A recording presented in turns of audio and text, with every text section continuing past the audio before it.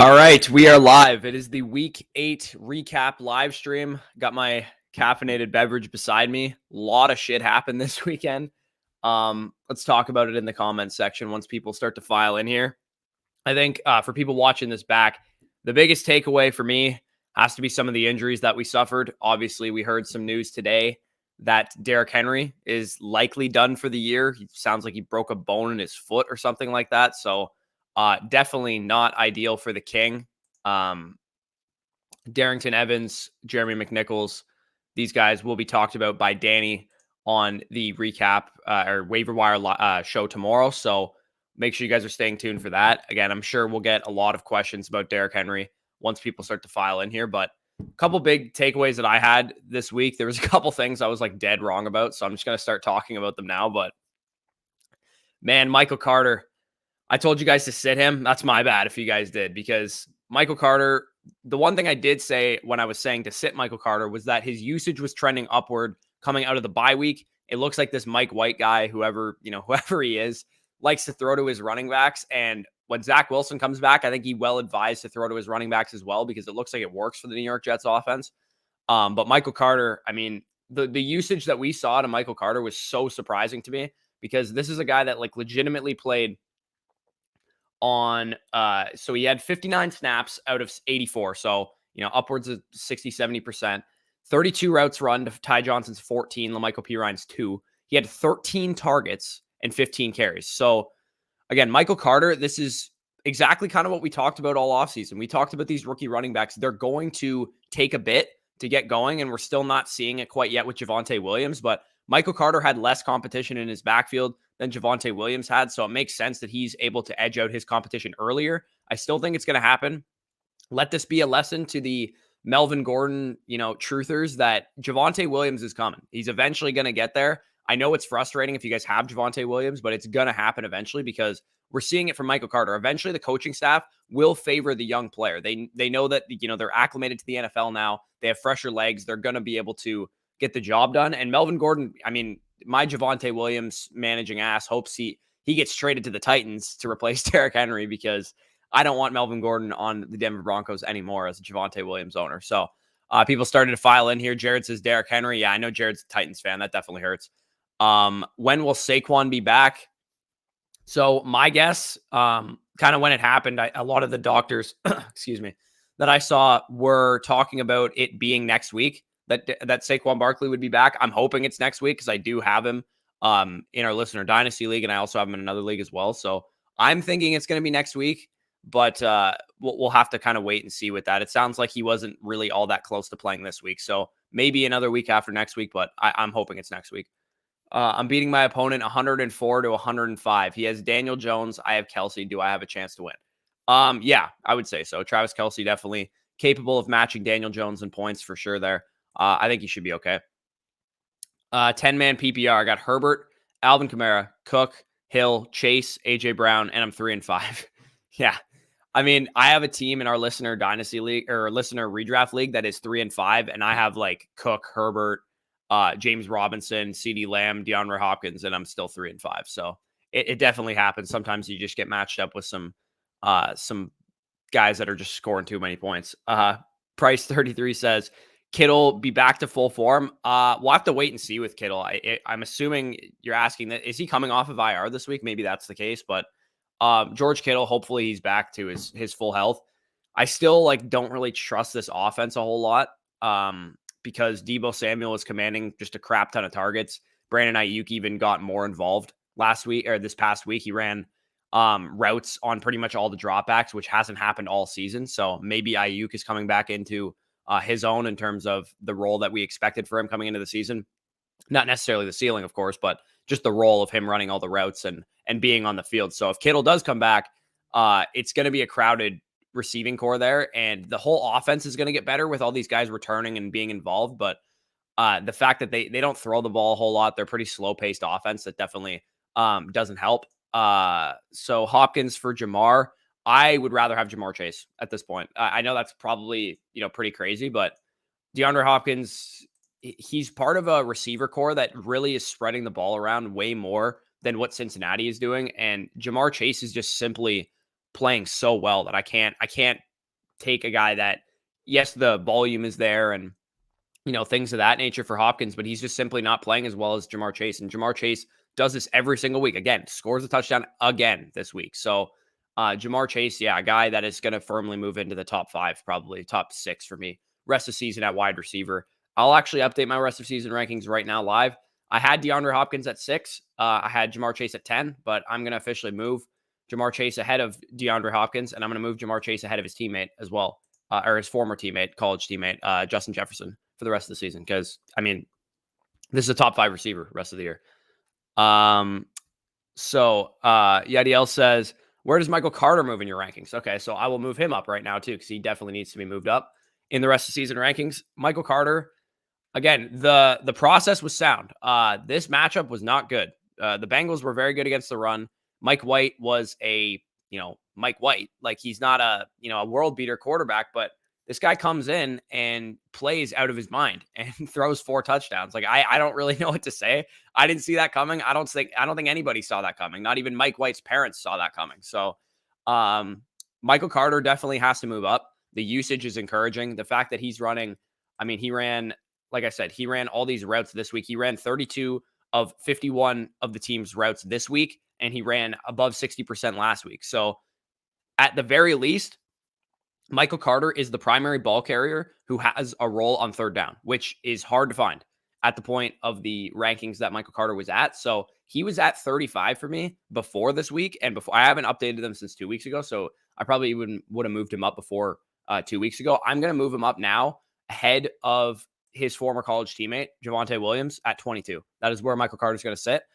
Now, I talked about this kind of all offseason too, but this New York Jets offense was going to take time. There was way too many moving parts. New coaching staff, never been a first-year head coach, rookie quarterback, offensive line shuffles as well, new receivers, Elijah Moore and Corey Davis. This was going to take some time, and it's looking like it's starting to come together a little bit. Now, of course, Zach Wilson isn't even out there, so there might be an adjustment there. But we actually did see this in Josh Allen's rookie year, that the Buffalo Bills looked like a complete mess in Josh Allen's rookie year. And then Josh Allen missed a couple games. I think he missed 3 or 4 games for like an injury. And then when he came back, he looked a lot better. The offense looked a lot better. So I think that's probably what we're going to see with Zach Wilson once he comes back. Now, I don't think Michael Carter is going to get 13 targets every week. I don't think it's reasonable to expect that. But what Michael Carter might see, or what Zach Wilson might see from Mike White using Michael Carter, is, hey, I can throw to my running backs and give myself, some easier opportunities. I don't have to do everything. I don't have to win and score a touchdown on every single play. Maybe that's kind of what Zach Wilson was dealing with. So, Michael Carter, I'm definitely optimistic for the rest of the season. Clay says rest of year, Keenan Allen or Mike Williams. Now, this has probably been asked like once a week. I will still side with Mike Williams as of right now, just based on what I've seen. I'm still going to favor the high value targets of this offense. Mike Williams getting the deep targets and the red zone targets, but Keenan Allen definitely had a good game. It's a lot closer now than it was before. They were already like back to back in my rankings. So each of them are borderline top 12 wide receivers. Neither of them are, top 5 wide receivers. It's basically the way I look at it. I have just Herbert and Keenan Allen, and both have been Would you ride the wave or try and trade to jump ship? No, I would stick with what you got personally, because yes, Keenan Allen and Justin Herbert haven't been the most consistent guys in the world, but this is still an offense that, Herbert is still a mega talented quarterback. They still have a good offensive line. They're still running plays at a very high rate. They're throwing at a very high rate. So you're not going to find a much better team situation for your quarterback than what Justin Herbert has. Like, the only team that's going to throw the ball more and have more pace of play and things of that nature is my team, is Tampa Bay. Like, the Chargers throw the ball like crazy. So you want pieces of this passing game, and Herbert and Keenan Allen definitely qualify. Yeah, Henry, big time loss for Derrick Henry fantasy managers. And thankfully, in my underdog drafts, I wasn't getting a whole lot of Derrick Henry. So I'm kind of getting bailed out by the fact that he might be out for the year, because I always took, anytime I had like the second or third pick, I always took Alvin Kamara. So the fact that Derrick Henry isn't on a whole lot of my underdog teams, I may have gotten bailed out by. But yeah, definitely unfortunate for Derrick Henry managers out there. Kirk Cousins or Joe Burrow rest of season or week to week? I think that's pretty easily Joe Burrow for me. with Kirk Cousins, you got to deal with the fact that Dalvin Cook is that offense. Dalvin Cook is, when they get into the red zone, they're going to go to Dalvin Cook. And yes, Joe Mixon is, a big part of the Bengals offense as well. But Joe Burrow has these deep weapons that are just creating things to make him look good. Like Jamar Chase is playing very well. T. Higgins is playing very well. He also has Tyler Boyd. And yes, Kirk Cousins has Justin Jefferson and Adam Thielen. But I would rather have Joe Burrow on a team that, frankly, I believe in a little bit more. I believe in the coaching staff a little bit more right now. I didn't think I'd say that about Zach Taylor coming into the year, but I'll stick with Joe Burrow there of him and Kirk Cousins. Someone dropped Julio in my home league. Wow. Okay. Luckily, I had Ridley and could drop him to pick up Julio basically for free. So with Calvin Ridley, I don't know if I would necessarily drop him yet, just because, he said he's taking a break away from football. I'm not really sure, what that means, what that entails. I guess you could probably, it's safe to assume that he's not going to play the rest of the year, but I don't know. I would probably hold Ridley for a week or two if you can, just to see what happens. Maybe we'll get some more information about it. But yeah, I don't mind picking up Julio Jones if he's on the waiver wire. I'm hurt I'll be 6-2, but I'm taking the Henry lost if out for the season. Yeah, the fact that Henry also didn't have a good game right before he goes out definitely doesn't help either. Is Carter now a fine RB2 for my team moving forward? I got Josh Allen, Fournette, Moss, Carter. Metcalf, yeah, I think he's a fine RB2. I think he's clearly, better than Zach Moss going forward in terms of his usage and stuff. Like, I know it's not the greatest offense in the world, but Carter's got a valuable role, right? He's going to be the primary ball carrier. He's going to get most of the goal line work, and he's going to be the guy running most of the routes. So anytime you're going to have that kind of workload, then you're going to be valuable at least as an RB2. So yeah, I definitely think he's a fine RB2 going forward. Pray for me trying to move Mixon plus a piece for Najee.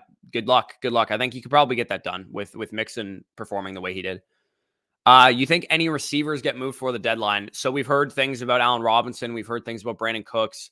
We've heard things about Deshaun Jackson as well. I think there's going to be one domino. I don't know if all these guys are going to get moved, but if I had to guess, I would say one of Cooks or Allen Robinson gets traded. I don't know which one, but I think, the odds suggest that one of them gets traded. So we'll have to see what happens, but I think that there's definitely going to be some movement at receiver. And I do think, again, maybe I'm just being an over optimistic Javonte Williams owner, but I do think the Tennessee Titans are going to start calling for Melvin Gordon. I think that's a perfect fit if they wanted to slot Melvin Gordon right into Derrick Henry's role. But again, I'm probably being an over optimistic Javonte Williams fan. So,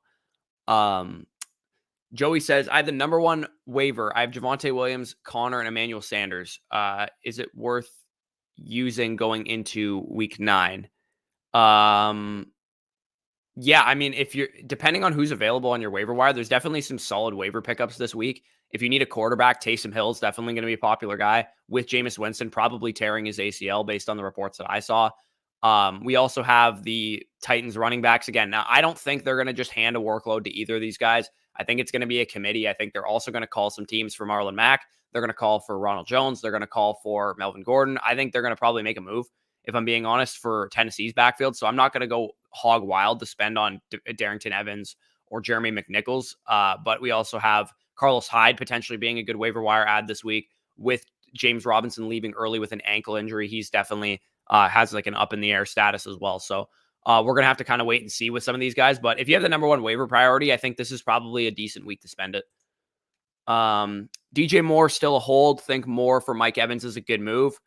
I personally would rather still have DJ Moore, but I think it's a solid move. Mike Evans, again, he's going to have a better, I don't want to say a better floor, because Mike Evans has a low floor in general, but I would say Mike Evans is just, you're not going to be as frustrated owning Mike Evans because the offense is good. The quarterback play is good. The play calling is good.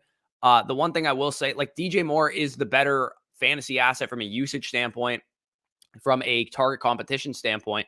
But Sam Darnold is going to piss you off from time to time because he's not a very good quarterback. He doesn't look like he's turning the corner in his career. He maybe looks 5-10% better than he did in New York, but what is that worth? Like, we need a real quarterback for DJ Moore. He's turning into the new Terry McLaurin, DeAndre Hopkins. So I think it's a good move.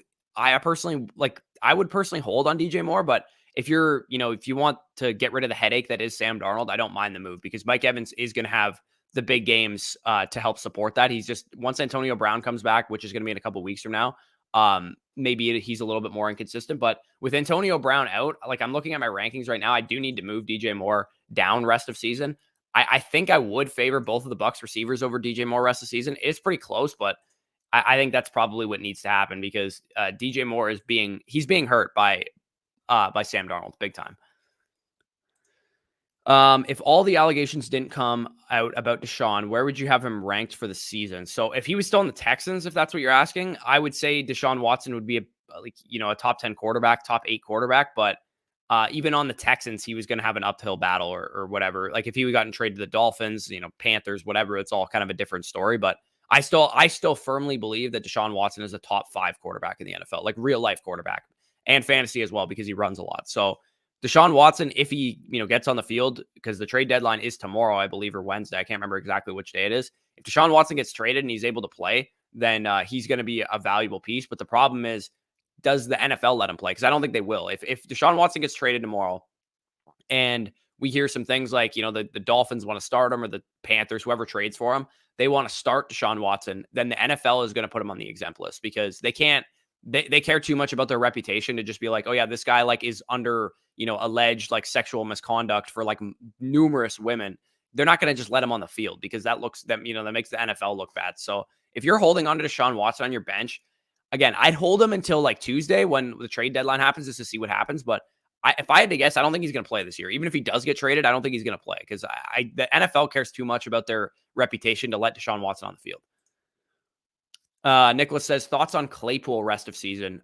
Chase Claypool, to me, we actually have one of my takeaways kind of for this week is that Chase Claypool actually ran more routes than Deontay Johnson this week, which is something we have never seen in Chase Claypool's career. In fact, routes have been the problem for Chase Claypool pretty much going back to his rookie season. Now, the reason I like Chase Claypool so much coming into this year is because I thought his routes, his role, it was all as a result of being a rookie last year. So they were going to give him the full route tree, 100% of the routes, whatever. That wasn't necessarily the case when Juju Smith-Schuster was on the field, but now that Juju is out, Chase Claypool is getting that full allotment of snaps, full allotment of routes, and we're seeing him play a lot better. Now, he didn't necessarily have a big game this week, so I think he could be a big time buy low candidate for those of you guys that need a wide receiver. He might make an appearance on tomorrow's video, who knows? But yeah, the usage is there, right? And he was close to having a touchdown in this game too. The big plays will come for him. And I'm really excited about Claypool rest of the season. To me, he's going to be a guy that kind of fits his way into that wide receiver 20 range. He's going to be kind of around the neighborhood of, some of the guys that are in the DK Metcalf range, the AJ Brown range. Like those guys are going to be just ahead of him, but Brandon Cooks, Marquise Brown, T Higgins, those guys, that's probably where I see Chase Claypool slotting in. I have to move Deebo Samuel up in my rankings because I had him way too low before. All right. So Elijah Mitchell, every week starter now. Yeah. I think you can't really blame anybody for starting the guy every week. The amount of carries he's getting. Yeah, he's not involved on third down. I don't think he's probably ever going to be based on how Kyle Shanahan runs his backfield, but he's getting the majority of the carries and he's getting the goal line work. So definitely an every week starter as like a back end RB2. Paul says, I seem to keep getting my starting wide receivers wrong. Mike Williams, D-Hop, Cooper, McLaurin, Devontae Smith, Ruggs. Time to move on from McLaurin and rely more on Cooper and have Hop and Mike Williams as fixed starters. I mean, it depends what you can get for McLaurin. If you're moving on for him just for the sake of getting rid of him, so you don't have to make a decision, I probably wouldn't do that. But if you're able to take McLaurin and Devontae Smith or McLaurin and like a running back and upgrade to a better running back or, Travis Kelce or something like that, then I don't mind that move at all. No, it's going to make your decisions on Sundays a lot easier. Again, you want to have depth, but if you keep getting them wrong, I definitely understand why you want to move them. Down 35 with Tyreek and Booker playing tonight. I know it's unlikely I win, but I'm holding out hope. I wouldn't say it's unlikely that you win because Tyreek has a very easy matchup this week. So Tyreek could get you that himself. And Booker on the other side of things also has an easy matchup. And we know, he's not been getting the fantasy production, but the usage is there. If this game is at all close, I think Devontae Booker is going to be, pretty good this week. So I think you're actually like 60-70% chance that you win this. I know that seems kind of like a high ceiling projection, but I think Tyreek's going to have a huge game. What the hell happened to Justin Jefferson and Emmanuel Sanders? So Justin Jefferson was shadowed by Trayvon Diggs, which is probably why he didn't have the biggest game. Also left midway through, I think like the second quarter with a ankle injury or something like that. So he was kind of just in and out of the lineup. at the beginning of the third quarter, then he was back in there. But Emmanuel Sanders, again, I don't know how the hell that happened. I expected him to have a huge game, but I did talk about Cole Beasley as a good start. And I did start him in a lot of DFS lineups, so that was good for me. Unfortunately, I want to call this like, and if you guys follow me on Twitter, you probably know this, but I basically called this misery week on Twitter because not only did I go 0-3 in redraft leagues, I went 0 and I went 0-3 in redraft leagues. I went 0-4 in dynasty leagues. Now I'm tanking in 2 of them, so I really only went like 0-2. I did terrible in DFS this week. A lot of the plays that I liked didn't hit. I min cashed in a couple lineups, like 3 of 7, but they were the cheap lineups that I played because I did play a couple like $50, $60 lineups, and all of those ones just absolutely flopped. So didn't have a great week. And then on top of that, I talked bear shit throughout the week on Twitter about the New Orleans Saints, and then they beat us. So not a great week for me, but Cole Beasley was one good call that I had. So Henry owner, Najee is my number 2. Any advice? I honestly don't know what to say. To those of you guys that lost Derrick Henry, I mean, you guys were probably assuming I have the best running back in fantasy. It's not even close. And now he's probably out for the year. So again, I really don't know what to say to you guys. Like thankfully I didn't have Derrick Henry anywhere, but unfortunately for me, the first 6 or 7 weeks of the season, I didn't have Derrick Henry anywhere. So definitely unfortunate. If you need a running back, I'll try and talk about some running back trade targets this week on Tuesday, because I know those of you guys that have Derrick Henry are probably going to be panicking a little bit. I just wanted to say, love y'all content, bro. Yeah, appreciate that. You think you're going to win any of your PPR leagues this year? I would say so. In one of my redraft leagues, there's no way I'm going to win. I just had way too many injuries. So that one's kind of ruled out for me. I have our listener redraft league. I'm currently 3-5 right now, but my team is just so good that I think I'm eventually going to start chalking up some wins here, and my team's going to get better. Now, again, I all I need to do is get in the playoffs, right? All you need to do in fantasy is get into the playoffs and you have a chance. So I would say I'm probably going to make the playoffs in both of my redraft leagues outside of the one that I'm just completely out of it in because of injuries. And then in Dynasty, I should make the playoffs in 2 of them that I'm in. And like I said, I'm fully just tanking and rebuilding in the other 2. So I don't really care if I win or lose in those ones. So hopefully my home league right now, I'm going to be 5-3 after this week. I lost to a guy that like legitimately had nobody available, and my team just collectively shit the bed. Like Tom Brady and AJ Brown scored like 70% of my points because DeAndre Swift had a terrible game. Antonio Gibson, terrible game. Javonte Williams, terrible game. T. Higgins was like, okay, I guess. Devontae Adams was out on the COVID list, so I had to start David Johnson in my flex because of that, and he had a terrible game, obviously. So wasn't a great week for me all around in my home league. Definitely not ideal. Thoughts on David Johnson? Absolutely blanking today. Look elsewhere. Start Carter at RB2 or waivers. Absolutely start Carter over David Johnson. Yeah, like I don't even think that's a question. But the one thing I will say is that David Johnson was the victim of a hugely negative game script. So maybe they just like preserved David Johnson and Philip Lindsay by using these other running backs because they were getting shellacked.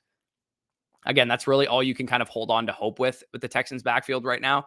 David Johnson's the only one that I think is really worth rostering at this point, but I'm not excited about it. Like he's going to be a back end RB3 in my rankings this week. So not a guy that I think you should be starting, but one more week of David Johnson where they're not getting absolutely blown out. And I think we'll know what we have with David Johnson, whether he's a drop candidate or we can hold on to him or whatever. I just think they literally they got shellacked so hard that I don't think you can take anything away from that game. Would you trade Woods and Javonte Williams for Diggs or Scary Terry and Javonte Williams? And Javonte Williams for Diggs or not do it at all? Okay, so if you make that trade, I would rather trade Woods and Javonte Williams, not Terry and Javonte Williams. I do think that's a pretty decent trade to make if you can afford to give up the running back depth.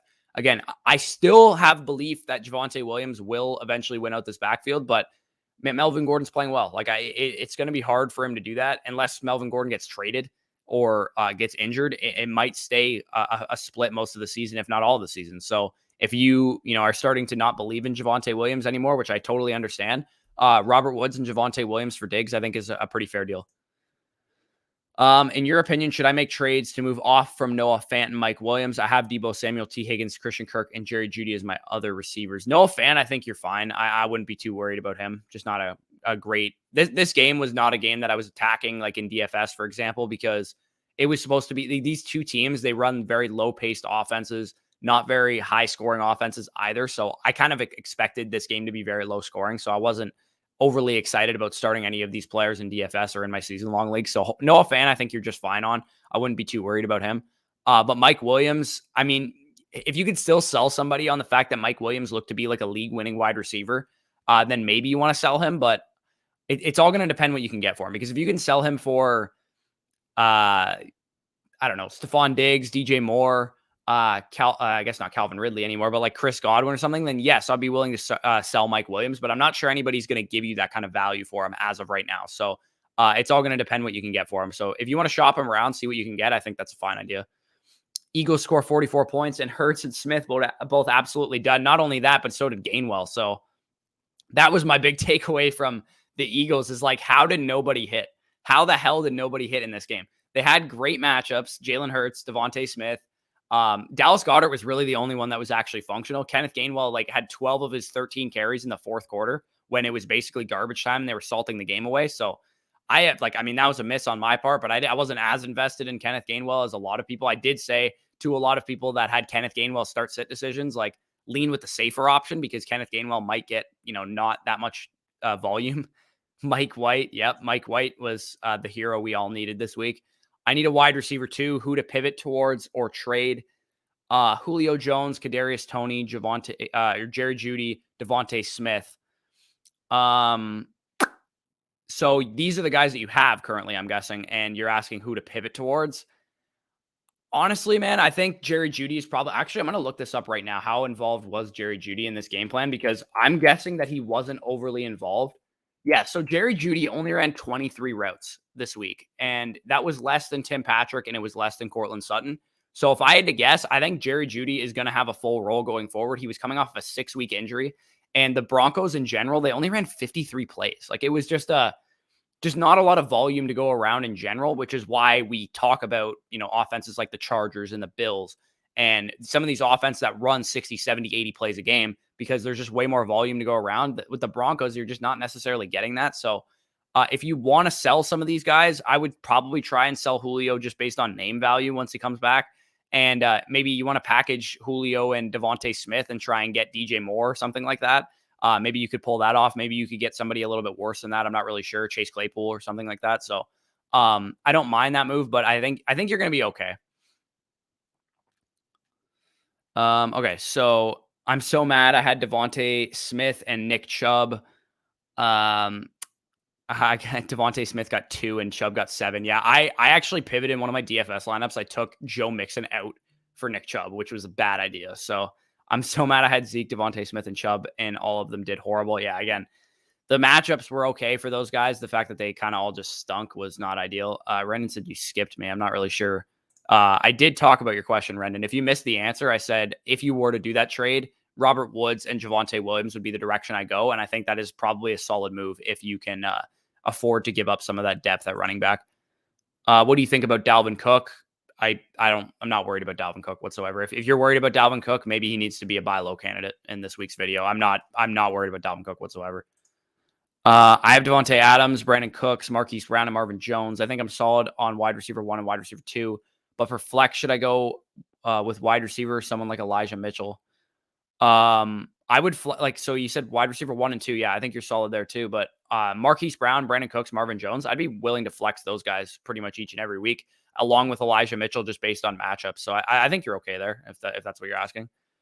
Bush brother, off topic, but rip to the Lattimore Evans jokes. Yeah, big time rip. Are you a Saints fan, Lasardo? I can't remember.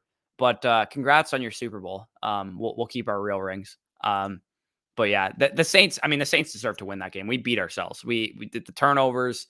Everything that was happening in that game was the Bucs don't deserve to win. So I'm not overly disappointed that the Bucs lost that game. I'm just annoyed by Saints fans that think it was like some huge victory that like they won the Super Bowl. It's like, chill out. It's like a week 8 win. Do you think the Titans are going to stick with Jeremy McNichols or trade for another running back? Okay, so I do think they're going to at least inquire about Ronald Jones and Marlon Mack and Melvin Gordon and some of the guys that might be available for trade. Now, I don't know if they're going to do it necessarily, but if I were them, I would definitely be asking around because their offense is predicated on the run and they don't have a running back now without Derrick Henry. And again, I'm sure I'm going to get this question at some point, but AJ Brown and Julio Jones, once he comes back, does this affect them negatively or positively? I'm not really sure, to be honest, because I think having Derrick Henry really made them very efficient, right? There was the play action was going to be very successful. And AJ Brown has been like the best receiver in the league on play action since he's been in the NFL. So it's going to hurt his efficiency for sure, but maybe the volume gets better for those guys. I'm kind of just speculating at this point, but if I was Tennessee, I would be calling up Denver for Melvin Gordon. I'd be calling up Tampa Bay for Ronald Jones. I'd be calling up Indianapolis for Marlon Mack because Jeremy McNichols and Darrington Evans, like, I just don't think that's good enough to run the offense that they want to run. What do you think about Kyle Pitts? I'm not worried about Kyle Pitts whatsoever. It wasn't ideal. I'm guessing the context of this question is now that Calvin Ridley is gone and not going to be playing. What do I think about Kyle Pitts? Again, Kyle Pitts was like legitimately being shadowed by Stephon Gilmore. Like I actually saw Stephon Gilmore on him every play. I watched the whole game separately on another like monitor. And every time I saw Kyle Pitts on the field, I saw Stephon Gilmore across from him. And I can't really blame Kyle Pitts for not having a huge game against Stephon Gilmore. So overall, I think Kyle Pitts' volume is going to go up. I think he's going to be a 10 target per game tight end without Calvin Ridley in the lineup. But the efficiency, obviously, of the offense is going to suffer without Calvin Ridley. But CPAT and Kyle Pitts are going to be that offense going forward. In my 10-man league with Henry out, can I grab Carter off waivers and run him as my RB2 since Henry got hurt? Yeah, I think you can absolutely do that. I think Carter's going to be a big... I mean, if Carter's on your waiver wire, yeah, go get him 100%. I don't think you should... he definitely shouldn't have been on anybody's waiver wire. Where would you rank Thielen rest of season? Everybody's been sleeping on him, averaging like 19. Thielen, for me, currently where I have him ranked right now, is at 26. I do have to move Antonio Brown down, so he's going to be at 25 now. T. Higgins, would I rather have Adam Thielen? Probably Adam Thielen. Marquise Brown or Adam Thielen. Again, that's kind of the range that you're looking at.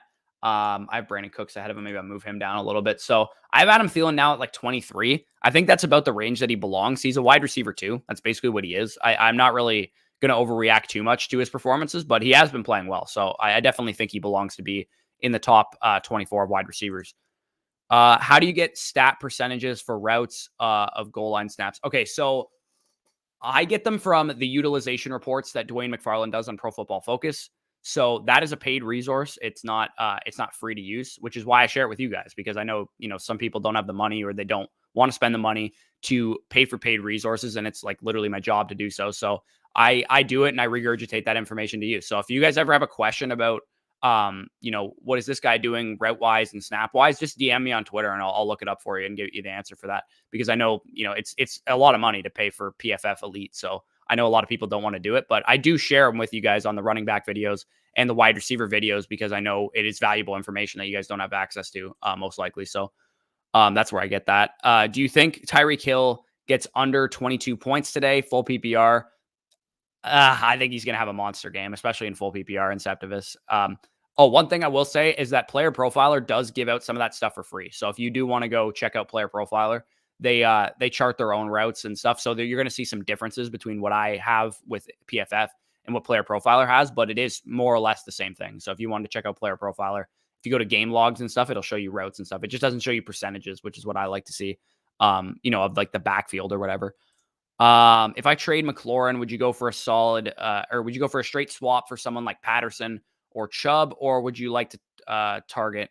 I got Pitts at tight end. So if you're going to go for somebody on a straight swap for McLaurin, I think Chubb is a good trade target for him. A lot of people are going to be overly excited about Dearness Johnson. I was wrong about Dearness Johnson this week. I thought he wasn't going to be involved at all. He obviously was involved. But was that due to Chubb coming off an injury? Again, we don't really know at this point. I still think Chubb is going to be a guy that probably performs pretty well with Kareem Hunt out of the lineup. So I think Chubb might be a good buy low candidate this week.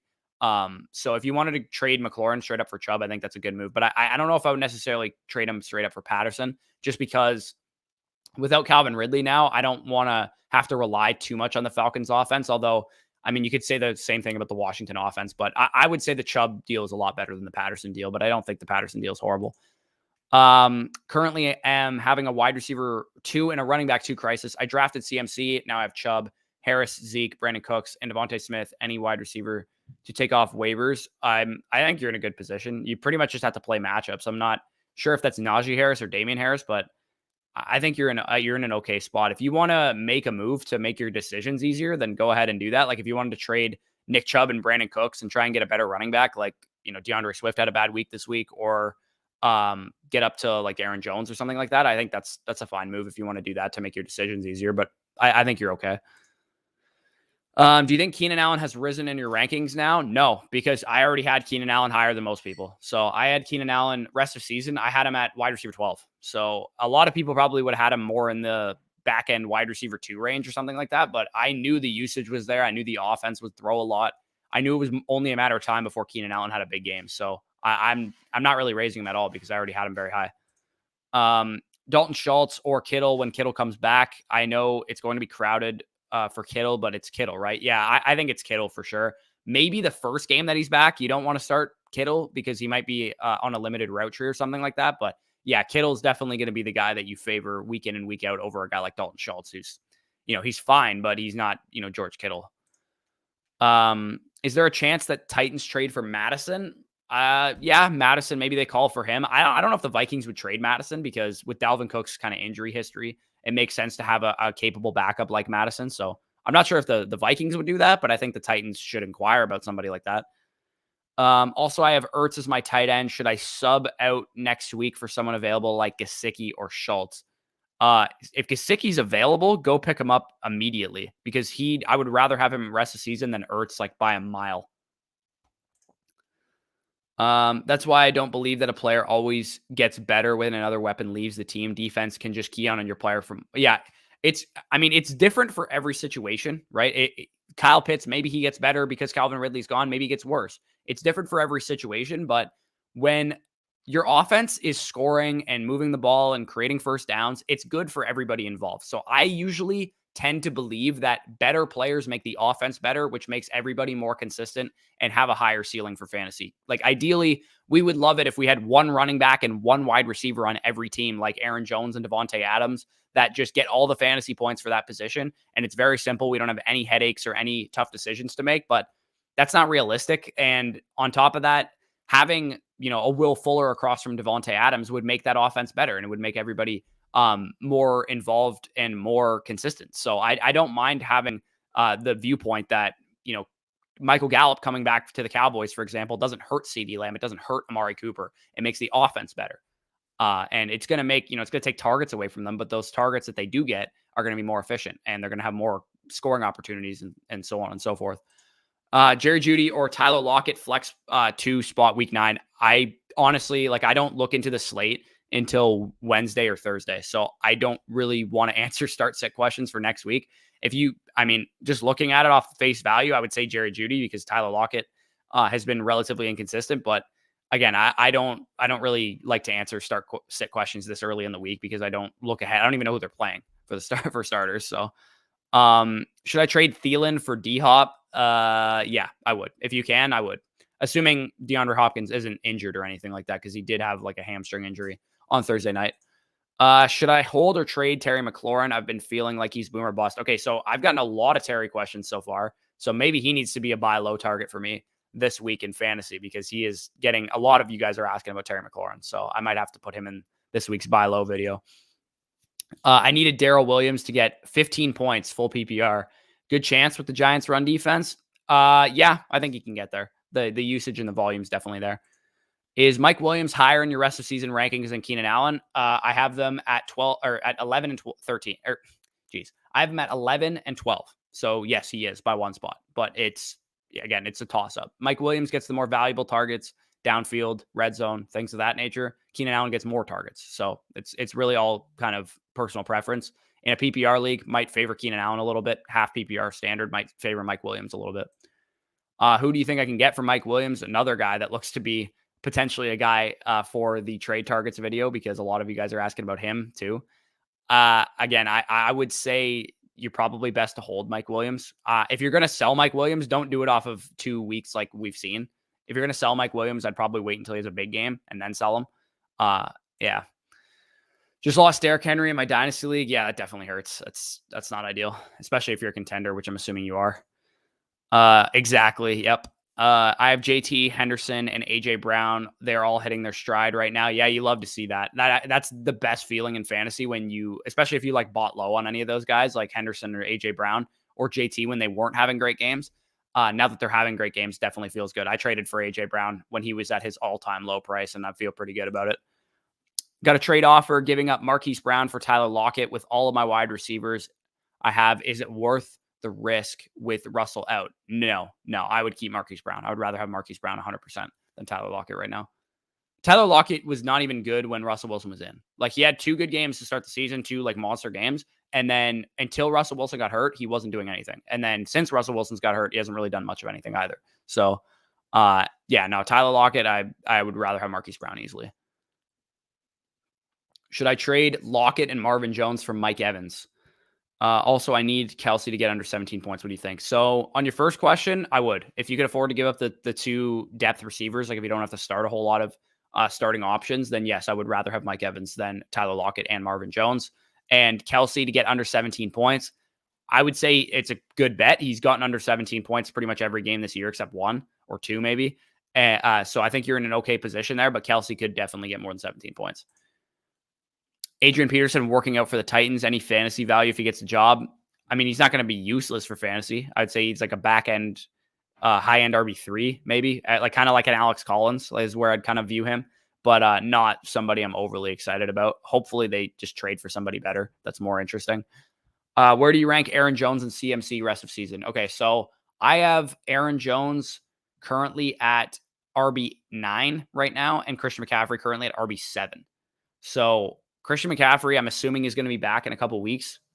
And once he comes back, he's, the best running back in fantasy, especially now that Derrick Henry's done for the season, most likely. So if you can still buy low on CMC, I definitely would do so. But both of those guys are top 8, top 9 running backs for me. I traded Marquise Brown and Antonio Brown from Mike Williams. I have J, Jeff, and D-Hop. Should I panic that they all had bad games or will only get better from here? I would stay calm. I think you're going to be just fine. Yes, I'm 6-2 right now. Yeah, that's definitely sucks losing Henry then. I have an offer from a Derrick Henry owner, Deontay Johnson and Jared Cook for Gaskin and T. Higgins. Should I pull the trigger? Is he giving you Deontay Johnson? Because I would absolutely take Deontay Johnson. I would take Deontay Johnson for Gaskin and T. Higgins combined. So Jared Cook isn't really worth a whole lot. So yeah, I would take that as long as you can, afford to give up Myles Gaskin. You don't need him, and T. Higgins, Deontay Johnson's a big upgrade on him. So. I would take that if you're going to give up the depth. I have Dalvin Cook, Henderson, and Jonathan Taylor, AJ Brown, and Ridley. If I should, who should I trade for since Ridley is out? Again, I'll talk about like guys like Terry McLaurin would definitely be somebody that I think is probably worth trading for based on some of the people in the comment section right now. But I would just make some moves for some receivers. Go look at a key for some of you guys that want to know how to like spot buy low receivers. Go to Fantasy Pros website and they have a filter basically on fantasy points scored. If you filter it by like weeks 6 to 8, so the last couple weeks or so, just look at who's like down at the bottom. If you see any big names down there, maybe they make good trade targets because those guys are, not going to perform like that all the time. So if you can find anybody that is like a stud receiver that is normally producing that isn't right now, that is always kind of the formula for good trade targets. I talk about it every single week on the trade targets video, but I always like to buy studs because I know studs are good. I know that they're going to get opportunity. I know that they're going to get targets, whatever. I buy studs because people have very recency bias in fantasy. They think of what happened this week and subconsciously they will devalue that player, whether they're, a top 5 receiver. Like we're all so focused on consistency that we don't recognize that Dalvin Cook is still a top 5 running back. Even though he had a bad week this week, he's still a top 5 running back. There's nothing that changed about Dalvin Cook's outlook for me. He just had a bad game. Some players don't have good games every single week. And Dalvin Cook being a top 5 running back is going to not register to the person that has Dalvin Cook who just had a bad game in their fantasy lineup. And they're going to be like, well, maybe he's a top 8 running back now. And that alone, that 3 spot difference is enough for you to buy him low. So that's basically my thought process on it. Should I trade Henry for? I have CEH, Herbert, and Carter. So you're in a dynasty league. What should you trade Derrick Henry for? Oh man, that's a tough decision because Derrick Henry is an older running back, right? So somebody who's rebuilding isn't going to be interested in Derrick Henry. So if you have Derrick Henry in a contending team, I think you might just have to hold him. And like maybe you want to sell him eventually, like in the offseason coming into this year, then you want to sell him. But I personally wouldn't sell Derrick Henry if you just lost him. I don't think you're going to get much of anything for him because rebuilders aren't going to want him and other contenders aren't going to want him. So you're kind of just kind of screwed at that point, which is unfortunate. ISO said best trade targets right now. Like I said, McLaurin's probably going to be one that I talk about tomorrow. Chase Claypool also probably one that I talk about tomorrow. I will, of course, have a video on it tomorrow, so stay tuned for that. I'm going to answer the questions that we have on the screen right now, and then I'm going to head out of here because I got some other things I need to do today. But what do you think about Stephon Diggs? I think he's a top 10 receiver the rest of the season. It's pretty much what I've always thought about Stephon Diggs. Is Booker worth hanging on to for a few more weeks, or would you rather roster Jordan Howard? I would absolutely rather have Devontae Booker, assuming Saquon Barkley's going to be out. As soon as Saquon Barkley's back, then you can drop Devontae Booker. But as long as Saquon's out, I'm going to take Booker over Howard any day. Why do you have Aaron Jones that low? Is it because AJ Dillon's taking touches? It's really nothing to do with Aaron Jones. It's kind of just, I mean, actually, yeah, kind of is because AJ Dillon's taking touches because Aaron Jones, much like DeAndre Swift, is kind of dependent on being efficient and getting receiving work. But DeAndre Swift gets way more receiving work than Aaron Jones does. So I would rather have DeAndre Swift. I would rather have, again, you can make the argument that you could put Aaron Jones above Saquon Barkley or Christian McCaffrey. I personally do my rankings based on ceiling and based on the assumption that the person, reading them is not 1-6 or 1-7 right now. So I would, if you'd rather have Aaron Jones than Saquon or McCaffrey, I kind of don't blame you, but I would rather have those guys because I know the ceiling's way higher once they're back in the lineup. And then I also have Zeke Elliott, Austin Eckler, Alvin Kamara, Dalvin Cook, and I guess Derrick Henry now is no longer there, but so that would move Aaron Jones up to 8 because Derrick Henry is now out. So that's where I kind of view Aaron Jones, but they're all kind of in a tier. DeAndre Swift, Christian McCaffrey, Saquon Barkley, Zeke Elliott, and Aaron Jones. They're all kind of in a tier together for me. Who would you rather, Swift or Aaron Jones? I would rather have Swift personally. The volume is just way higher for Swift, especially in the receiving game. I know the offense isn't as good, but Devontae Adams is going to be back next week. So Aaron Jones isn't going to see the target share that he saw last week. But again, still a top 10 running back for me rest of the season. And yes, I also lost Ridley LMFA. Oh yeah, that sucks. Probably Swift if his usage has stayed the same the past week. Yeah, his usage was just fine this week. I know it was like a blowout loss, and Philadelphia was a team that I expected them to be a little closer to. I didn't think they were going to get blown out to Philadelphia when they were able to stick with the Rams and like better teams like that. But DeAndre Swift had 44 snaps of 62 in the backfield this week with Jamal Williams out. He ran 27 routes of 41. So I have absolutely no concern with DeAndre Swift. He had 5 targets this week, and it was like one of his lowest totals on the season. So I'm not really concerned at all. And they also took him out of the game by the time the fourth quarter hit because they didn't want him to get injured, which makes sense. So his usage probably would have been 80% of the snaps at least, and 80% of the routes. So I'm not worried about DeAndre Swift one bit. Do you think I should trade Chubb and Judy for Zeke? I think that's I would rather have Zeke than Chubb and Judy. So yeah, I think that's probably a good trade, assuming you can afford to give up a depth receiver like Jerry Judy. Do you think Najee's points are sustainable rest of season? Yeah, I do. I think the offense is going to continue to get better as they implement their new scheme and their offensive line gets a little bit more starting experience. So I think Najee's just going to be just fine. Where do you rank Mike Evans rest of season? He'd be probably in my top 15, top 18 at wide receiver. Again, a guy that's going to be a little inconsistent here and there, but he performed against Marshawn Lattimore. So definitely good to see. And Antonio Brown being out for a number of weeks is definitely going to help him out. They've also had a pretty hard schedule. If you think about the Bucs, like the teams that they played the Dolphins, who have 2 good corners. They played the Rams, of course. They played, again, the Saints, who have a good pass defense. So they've had a pretty tough schedule, and they've been able to perform regardless. So whenever Mike Evans and Chris Godwin and Tom Brady get cupcake matchups, which is going to come in the coming weeks, they're going to be absolutely phenomenal for fantasy. So yeah, I think Mike Evans is clearly a top 15 receiver, top 18 receiver at least rest of season. Yeah, you're right. True. Terry and Swift rest of season. Terry McLaurin to me is still a top 15 receiver rest of season, and DeAndre Swift is a top 10 running back rest of season. Not concerned whatsoever. Thoughts on Dak and Herbert rest of season?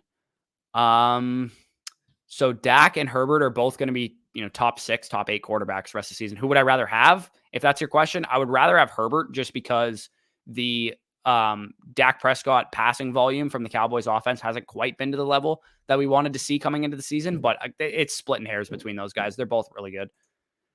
Swift or Dalvin? I'd rather have Dalvin rest of season if that's your question.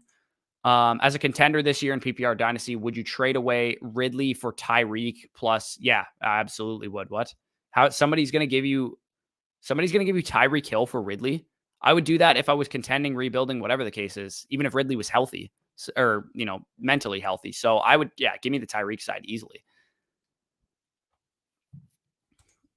Hey guys, let's get those thumbs up. Yes, that is, listen to Tony. Please get those thumbs up. I'm hopping on here in a Monday morning after some tough beats in DFS and fantasy leagues and talking some fantasy with you guys. So hit the thumbs up if I've answered a question for you.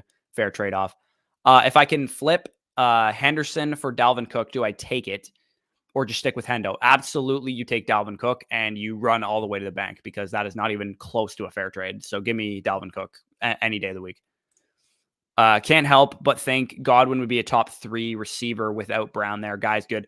Honestly, man, Godwin is so good that he would be a top 5 fantasy receiver probably on any team that needs a number 1 receiver because he is just that good.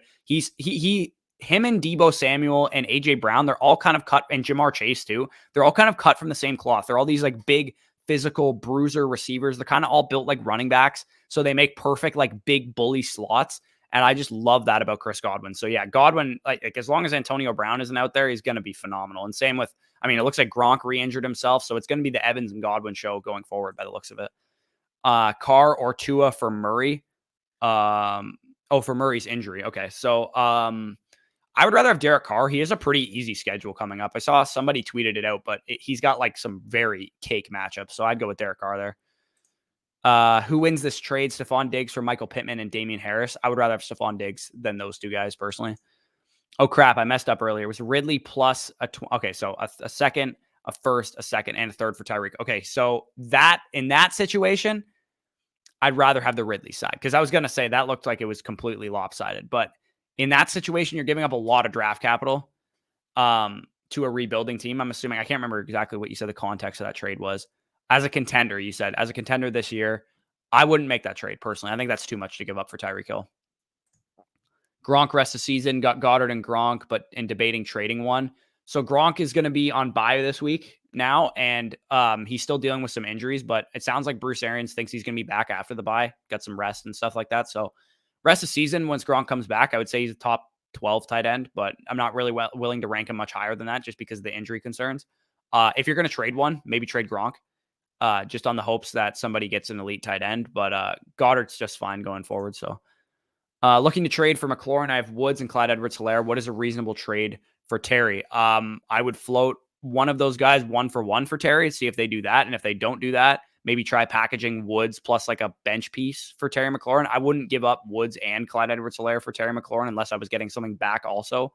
So if you can convince him to do like Terry McLaurin and a wide receiver, like, I don't know, Marvin Jones and for Robert Woods and Clyde Edwards-Helaire, then I would do something like that. But I wouldn't trade both of those guys for McLaurin straight up. Do you think this week means anything for Judy? What do you think of him going forward? I think, he had to get back into the NFL speed because he was out for 6 weeks. So I think this was kind of like an acclimation week. It also wasn't an easy matchup against, it was an easy matchup against Washington. So ideally you would have liked to see him have a better game, but at the same time, this game, like I talked about all week, was supposed to be very low scoring. So I kind of understand why he didn't have the greatest game. Like I said, the Broncos ran like 53 offensive plays. They didn't run any plays whatsoever. And that's going to affect Judy. It's going to affect Sutton. It's going to affect everybody involved. So when you're making decisions for DFS and for season-long leagues, make sure you pay attention to how many plays the game's supposed to produce, how high scoring the game is supposed to be, because you're going to get games like this where it's low scoring, low tempo, not a lot of offense. How long do we anticipate Ridley is out? I honestly have no idea. It sounds like he's going to be out for the year based on what he said. When you say something like that, it's not something you just show up 3 weeks later and you're like, hey guys, I'm back. Like, I don't know. It seems like something that sounds like he's going to be out for this year at least. Maybe he revisits in the offseason, comes back. That'd be my guess. But again, I have no idea. I have no idea what to think of that situation.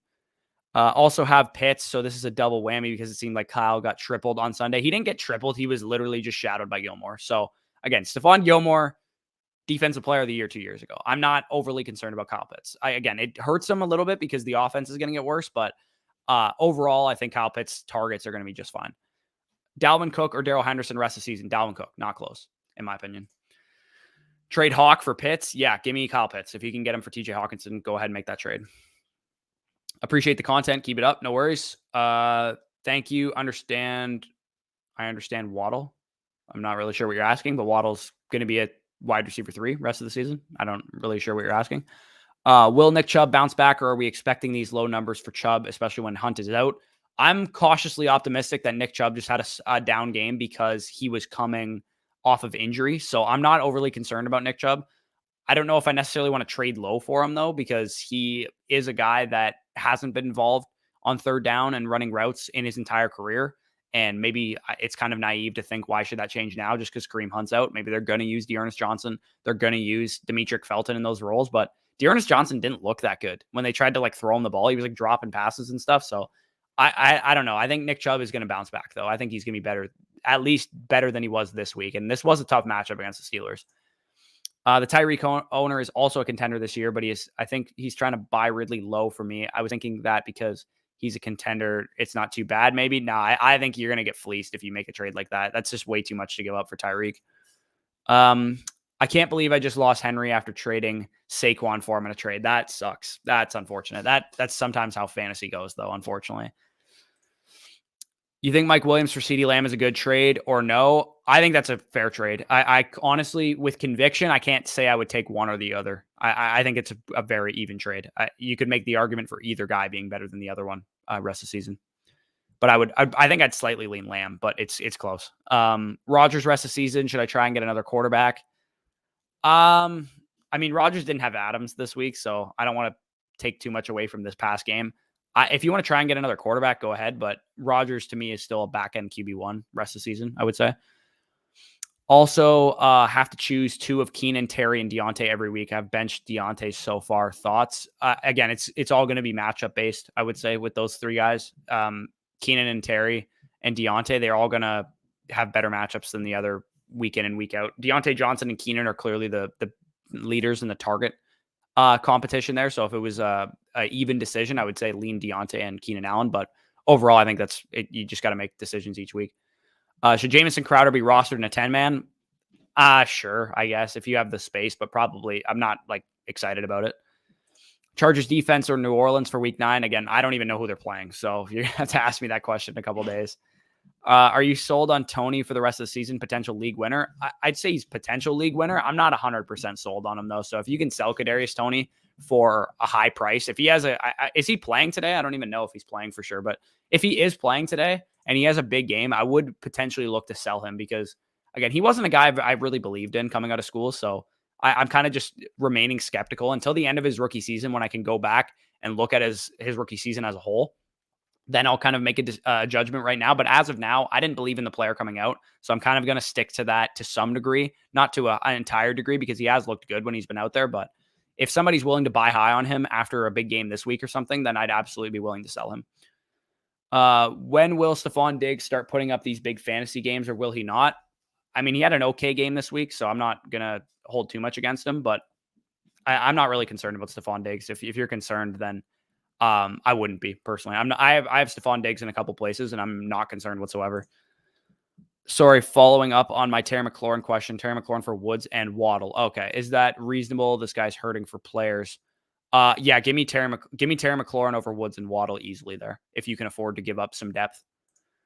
I'm in rebuild mode, but 6-2, but I just lost Ridley and Henry. Probably going to trade Cup or Najee for a 2-for-1. Yeah. Again, you got to take a hard look at your roster. Without those guys, can you win the championship? Can you even get into the playoffs? Because if you can get into the playoffs like comfortably, I'm not going to rebuild yet. Because if you can get into the playoffs, you always have a chance to win. So I would finish out the season and then, reevaluate in the offseason. But if you're absolutely screwed, you're 6-2, maybe you're only 4th in the league with that record or something like that because everybody's tanking, then maybe you rebuild. But if you can make a 2-for-1 trade, I don't hate that. But Cup and Najee are also good. I mean, Najee specifically is also good to have in a rebuild, so I'm not overly concerned about selling him.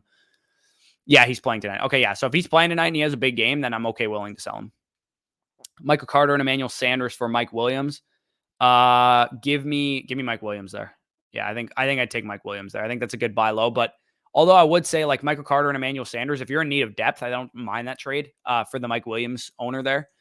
Who's the pickup for Tennessee after Henry? So I would say it's probably Jeremy McNichols. But again, I'm not sure if they're going to just stick with Jeremy McNichols and Darrington Evans. I'd imagine they're at least going to sign somebody, if not trade for somebody. So I would say if you need to pick up somebody, go after Jeremy McNichols. He'd be the guy that I'd go after, but I'm not blowing my fab on him either because I'm not 100% convinced that he's going to be the dude there. And even if he is the guy there, he's going to get spelled by other guys. They're not going to give him Derrick Henry's workload. Do you need a running back? Yeah. Thanks. Yeah, no worries. Calvin Ridley. Yeah, big pain. Thoughts on Brandon Cooks? Like I talked about on Tuesday, he's a good buy low candidate with Tyrod Taylor probably coming back next week. I think Brandon Cooks is going to be just fine. I mean, I guess not really a buy low candidate because he scored a long touchdown in this game, but a guy that I think is a wide receiver too rest of the season based on his target share. Should I trade Diggs for Justin Jefferson and Deontay Johnson? Yes, I would. I would trade Diggs for that for sure. Darrington Evans is on IR. Didn't he play last week? I'm pretty sure he played. Not really, but a stash for Robinson injury. Yeah, if you're going to pick up somebody for the Robinson injury, I would say go after Hyde instead of those guys because at least we know Hyde is going to get the full workload with McNichols and stuff. We have no idea what to expect. So what should Calvin Ridley owners do in Dynasty? Honestly, if you're rebuilding, I would just hold him. If you're contending and somebody like wants to take him in as a rebuilder, then maybe you trade him. But again, it's all going to depend on the situation. If you can get a first plus a small receiver for Calvin Ridley in a if you're contending or something like that, or if you can get a equivalent receiver to Calvin Ridley, then I make that trade. But it's all going to kind of depend. I can't really make that the distinction yet. Just traded Elijah Mitchell for a 2022 first and a 10-man super flex. That's a wild deal. A 10-man league first round pick is very valuable. That's complete fleece for you. Is Calvin Ridley droppable in a 10-man redraft? I would say yeah, but like give it like a day or two just to make sure that this is for sure happening kind of thing. If you have nobody to pick up, I wouldn't drop him yet, but I would say it looks like he's going to be out for the season, I would say. New Orleans plays Atlanta and LA plays Philly. So I would probably go with New Orleans then, if that's the case. Okay, so it's been an hour. Appreciate you guys hopping on with me. I will be dropping the trade targets video tomorrow. Danny will be dropping waiver video tomorrow. So stay tuned for that stuff. Peace out, guys. Enjoy your Monday.